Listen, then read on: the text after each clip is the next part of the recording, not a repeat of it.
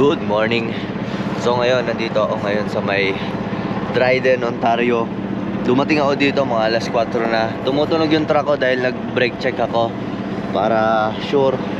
And chinek ko na ito, matras ako, mabante ako para matry ba kung na-frozen ba o hindi. Yan, grabe ang yelo kagabi. Umalis ako sa Innisfil, bad weather, lakas na snow. Hanggang dito, snow pa rin. Wala akong nadaanan na may nadaanan ako pero saglit lang, mga 30 minutes ang oras, magandang kalsada. Tapos bad weather na naman yan, oh. Yan, nagdikitan dito sa trailer. Grabe yung mga yelo. Yung iba pinagtatanggal ko, ang lalaki na ito. Ang lalaki. Pati sa mga gulong, ito nakadikit na dito. Pinagtatanggal ko lang, pinagsisipa ako. Pinagpupukpuk ko. Ayan, load natin. And all good naman. Okay pa naman siya kahit pa paano. Ito yung truck natin ngayon guys, umaga. Dahil sa sobrang lamig, isasara natin to. Ito yun, frozen, oh. Ano natin, jajakita na, naka-jacket to ngayon. I-ano lang natin, tatakpan natin yung dalawang piraso dahil sobrang lamig.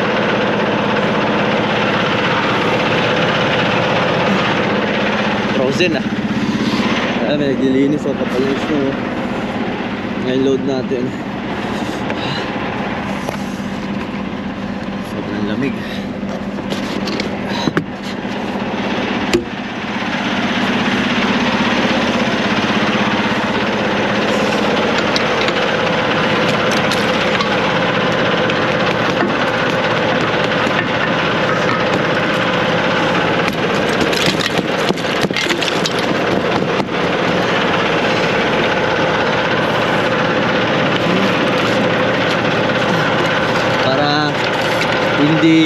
Para uminit yung truck natin, dahil yung truck kahit naka-heater, naka-idle, ayaw na uminit dahil sa sobrang lamig.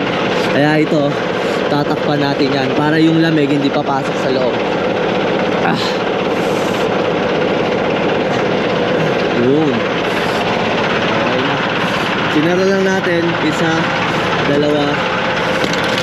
Yan, kasi loaded tayo eh. Loaded tayo kaya i-open natin. Pero kung empty, pag empty ako, lahat yan nakasara dahil wala akong power na binibigay sa truck, kaya hindi siya ganun umiinit basta-basta. Hindi katulad na ito, loaded ka, pag tumakbo ka, kailangan mo talaga ng power sa truck. Nangangarangkada yung ganun, kailangan bigay todo power yung truck, kaya mabili, umiinit talaga siya pag tumatakbo. Pero kapag empty, kailangan nakasara yan. Feels like negative 38. Negative 38, isipin nyo, napakalamig nun. Sorry ko, sakit ako, may ko. Saglit lang, oh, sakit to. Hintay nga ako, sakit din, tinitaste ko lang. Dahil mamaya pag-akit ko, napakainit na naman sa truck. Yan, nilinisin ko lang tong trailer natin. Yan, trailer ko. Yan, oh. Sinecheck. Yan, para ginaganyan ko yan para hindi siya mag-frozen sa trailer. Hahanginin naman yan eh.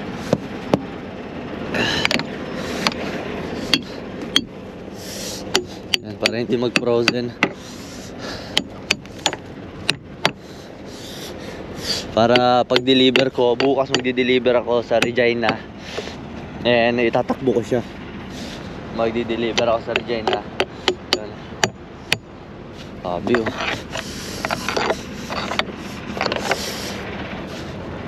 Kaya kailangan mamayang gabi nasa Regina na ako, 2 drops ako. And itatry ko i-deliver to ng 2 ng first thing in the morning para wala na akong isipin kasi kailangan ko mag-day off. Tapos yung last drop sa Saskatoon, and ipaplan down nila kung paano nila ipapadeliver to. Grabe, lamig oh. Nice snow.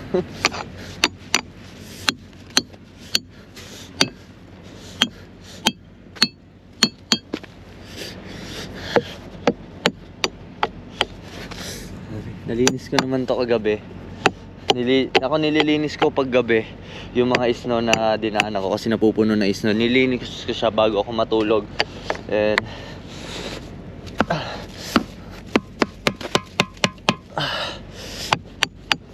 nililinis ko siya kasi kinabukasan nagpo-frozen siya, tumitigas. Ngayon pag tumigas siya, lalo na sa mga ilaw, ang hirap ng linisin.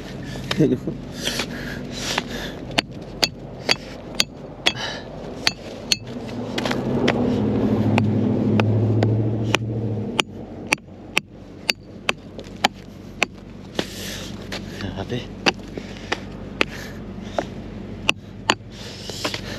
Yan kasi pag na-frozen yan, napakahirap ng linisin yan. Yan. At napakahirap tanggalin, lalo na pag na-frozen to. Ayun, nilinis ko na siya agabi. And ngayon, umaga, ay hapon na pala, ay tanghali na pala, alauna na. Dahil madaling araw na ako dumating. Yan, nilinis ko siya agabi para ngayon, kahit manigas yung mga yelo, ayos lang. Oop. Yan, hanginin na lang yan. Ayun, yung mga truck, oh. Punong-puno din ng mga yelo. Yan, check lang kung may mga singaw ba. Sakit to, naka-gloves ako, tumatagos yung lamig sa gloves, oh. Tsaka yung tenga ko, hindi ko na maramdaman. Then, kailangan yung mga ilaw visible yan. Hindi pa kahit malakas ang snow, kahit napupuno na yung snow, kailangan visible pa rin. So ngayon, pauwi na tayo. 10 hours na lang or 11 hours na lang ang biyahe. Nakadepende sa weather. And mamayang gabi or madaling araw, nasa Regina na ako, then deliver sabay day off. And isama ko sa'yo, sama ko kayo sa day off ko dahil may importante akong bagay na dapat puntahan. Ay, atinan. Yun, dito ang pinakamagandang regalo sa akin ngayong taon. Gandang pasok ng taon. Yelo yung ano ko. Gandang pasok na yung taon, kaya sama-samahan nyo ako na alamin to. Sabig. Teka ko, ayaw ko namumula ba dito. Teka. Tuhog ang tulo ang uhog dito eh, sa sobrang lamig eh. Dahil hindi mo maramdaman eh, hindi mo nararamdaman eh. Sabi okay naman yung ilaw ko, brake light, yung signal light, yung mga ilaw ko, kompleto naman, wala namang defect, no, kahit na ano, walang singaw. Kaya yun, hintayin ko lang matapos yung pre-trip ko, sabay takbo na.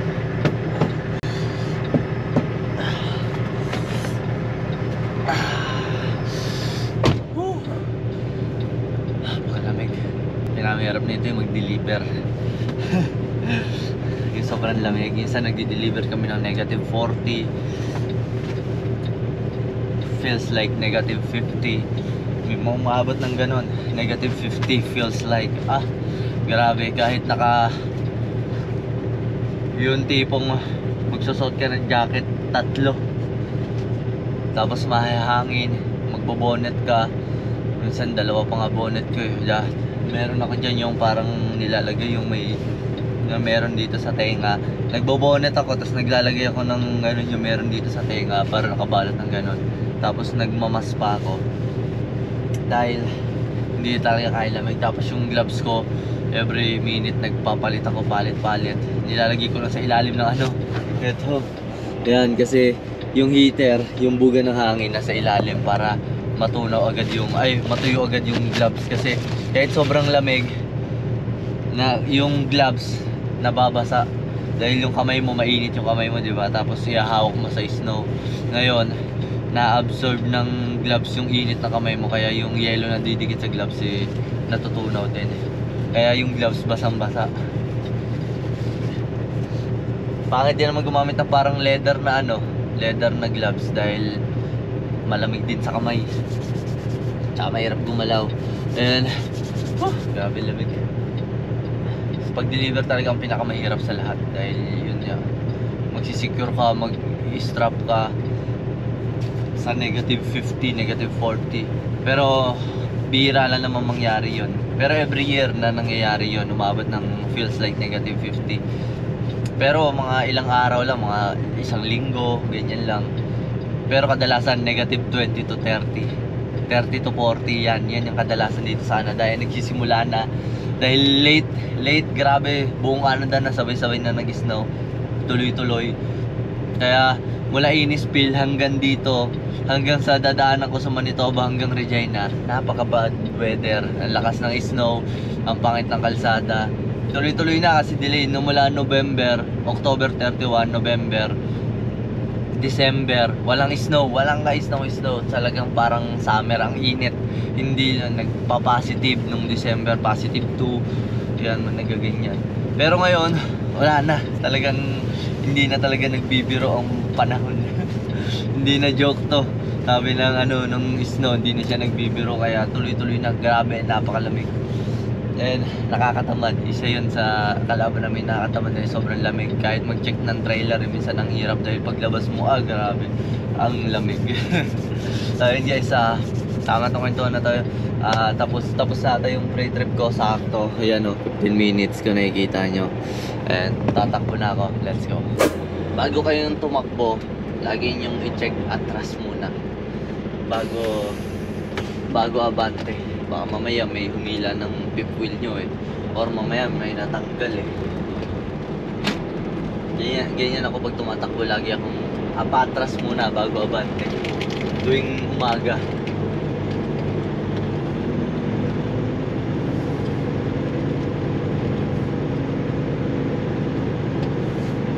All good naman, tumatakbo yung gulong natin, hindi siya napoproset.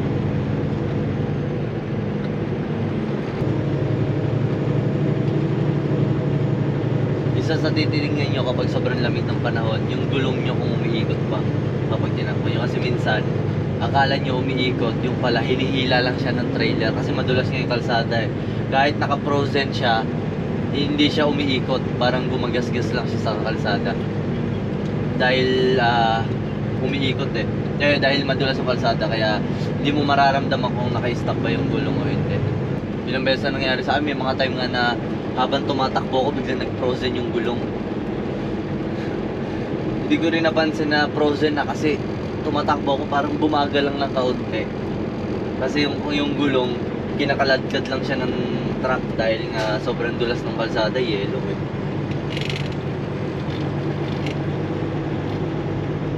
Kaya talaga laging tingin sa side mirror. Pag umusok na yan, alam na. Kunyari umiikot, tapos tumatakbo ka ng mga 2 hours sabi, biglang nag-umusok, ibig sabihin na frozen na yung gulong mo. May mga time na ganun sobrang lamig. Yung pagpreno mo, dumikit sa preno, so hindi na bumalik.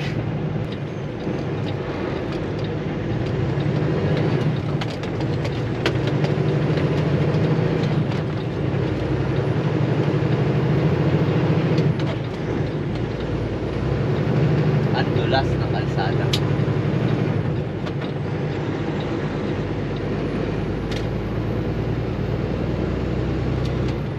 So, sobrang dulas ng kalsada at sobrang lamig, lumabas na yung mga traction ko, mga sensor ko sa truck, yung traction control lumabas, yung slippery, ewan ko pag nadudulas yung truck, may ganun, may dulas Tapos yung ABS ng truck lumabas, automatic braking system.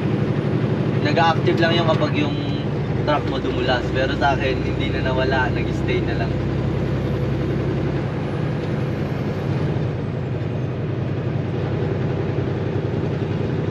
Yung mga truck na nasa unahan ko, di marunong maglinis ng mga ilaw. Yung ilaw nila hindi nakita kahit pumreno sila, yung iba ay nandun yung hindi man lang maglinis kahit kaunti lang buhay preno yung isa, hindi kita.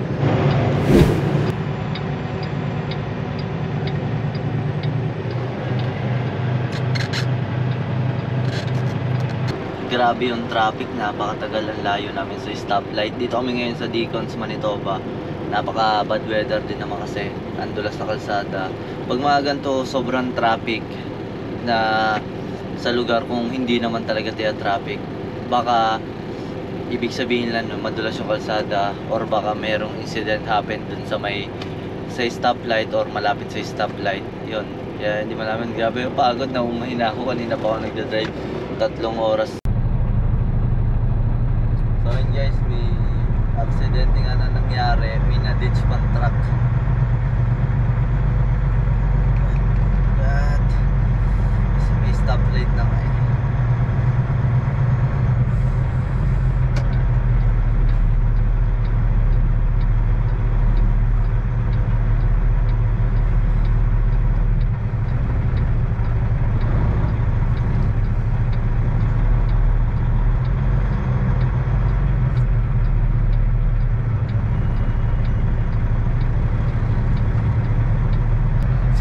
Stoplight pa, ito ang pinaka-traffic sa lahat eh.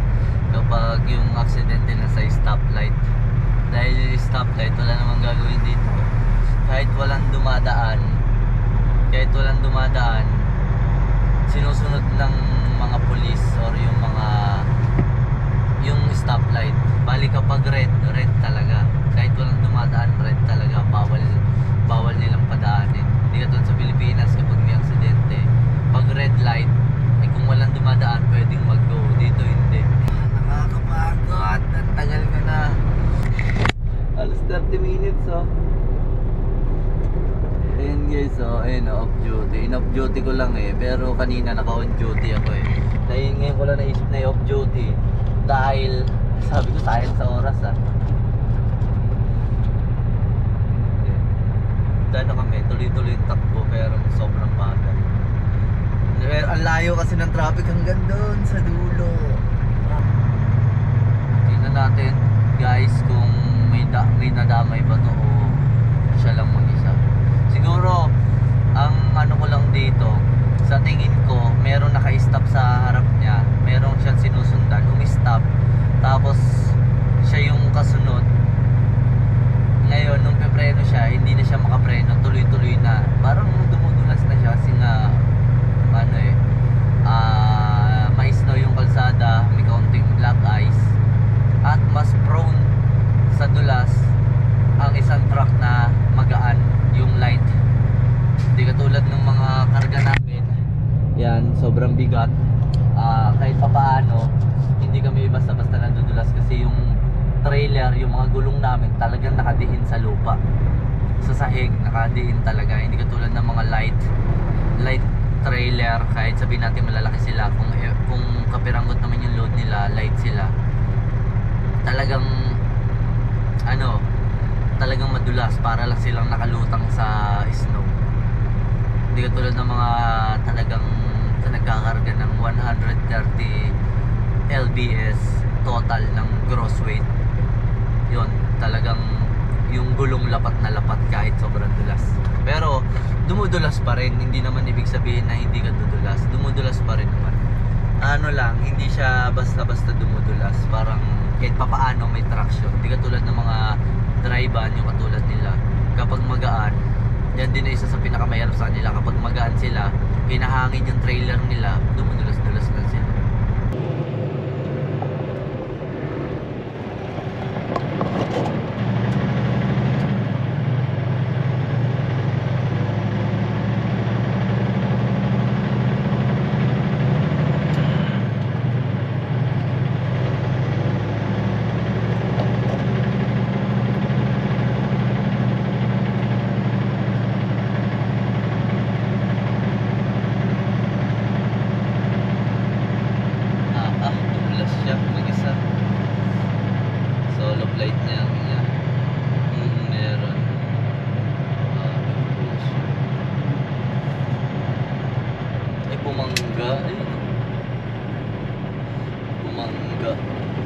Bumangga siya. Nawala yun yung pinagbanggaan niya. Siguro close dito yung kalsada. Ilang oras na. Parang may binanggaan siya eh. Pero wala na yung binangga niya kasi wasak yung ano niya, yung tawag dito, yung bumper, pati yung ilaw niya sa harap. Yan lang yung pantowing guys, ang lupit lang.